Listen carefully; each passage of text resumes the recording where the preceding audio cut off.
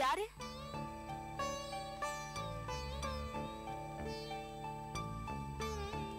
நான் தாண்டி குழந்தை.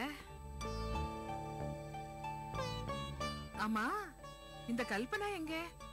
நான் வர்ற வரைக்கும் அவள் எங்கேயே இருக்க சொன்னேனோ இல்லையோ?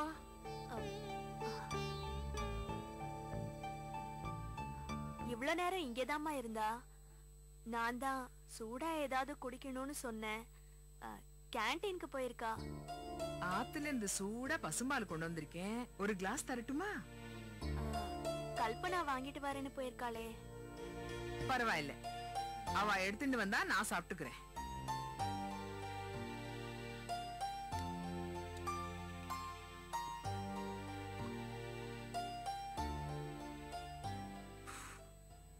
இந்தா.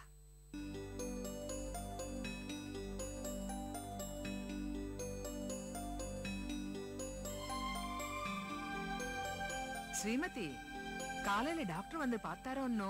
என்ன சொன்னார்? பார்த்தாருமா, நாளைக்கு கட்ட பிரிச்சொல்லான்னு சொன்னாரு. அப்போ நாளையில இருந்து மறுபடியும் இந்த உலகத்தை பார்க்க போறேன்னு சொல்லு.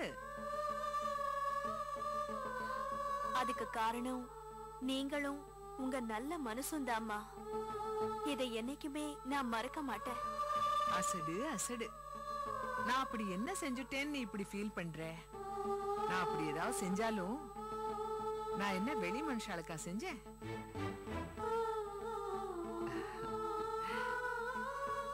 நீ என் பொண்ணுடி, நோக்கு செய்யறது என்னுடைய கடமை. நான் பட்ட கஷ்டம் எல்லாம் போதும்னு கடவுள் முடிவு பண்ணிட்டாருன்னு நினைக்கிறேம்மா. அதனாலதான் எனக்கு இப்படி ஒரு அம்மாவை கொடுத்திருக்காரு. ஸ்ரீமதி, என்னடி இது சின்ன குழந்தை மாதிரி? கட்டு பிரிக்கிற வரைக்கும் இந்த மாதிரி எமோஷனல் ஆகுறதோ கண் கலங்குறதோ கூடாதுன்னு டாக்டர் சொல்லிருக்காரோ?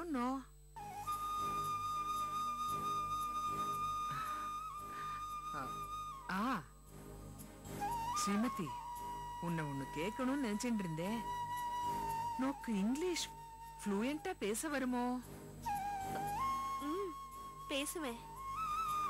ஏம்மா கேக்குறீங்க?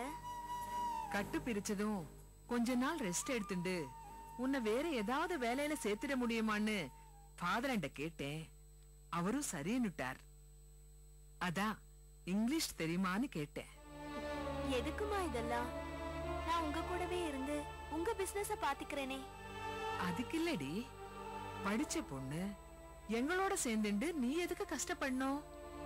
இப்ப எல்லாம் இங்கிலீஷ் நன்னா பேச தெரிஞ்சாலே 20,000 30,000ன்னு கால் சென்டர்ல சம்பளம் தர்றாளாமே. அப்புறம் எதுக்குடி இதெல்லாம்? செய்யற தொழில்ல என்னமா வித்தியாசம்? படிச்ச பொண்ணுன்னா முறுக்கு விக்க கூடாதா? அதுவும் இல்லாம நீங்க சொல்ற கால் சென்டர் வேலையில எல்லாம் அந்த 20,000 30,000 தான் கடைசி வரைக்கும். அதுவே சொந்த பிசினஸ் பண்ணினோம்னா லட்சக்கணக்குல சம்பாதிக்கலாம். நாம 4 பேருக்கு வேலை கொடுக்கலாம். அந்த சந்தோஷம் மாச சம்பளம் வாங்குறதுல கிடைக்குமாமா? அது மட்டும் இல்லாம எனக்கு இந்த 20,000 30,000 எல்லாம் பத்தாதுமா. லட்ச லட்சமா சம்பாதிக்கணும். அப்பதான் எங்க அப்பாவோட நிலத்தை மீட்க முடியும். அப்புறம் எங்க அப்பாவோட ஞாபகார்த்தமா எங்க ஊர்ல ஒரு ஹாஸ்பிட்டல் கட்டணும். அதுக்கு நிறைய பணம் வேணும். இனிமே என் வாழ்க்கையில அதுதாம்மா லட்சியம். உன்னை நினைச்சா எனக்கு ரொம்ப பெருமையா இருக்குடி. நான் நினைச்சுக்கிட்டு இருந்ததை விட நோக்கு ரொம்ப பெரிய மனசு. அதனாலதான் அப்பாவோட நிலத்தை மீட்டணும், ஆஸ்பத்திரி கட்டணும்னு சொந்த லட்சியத்தை வச்சுட்டு இருக்க. அந்த பகவான் கண்டிப்பா உன் லட்சியத்தை நிறைவேற்றுவான்.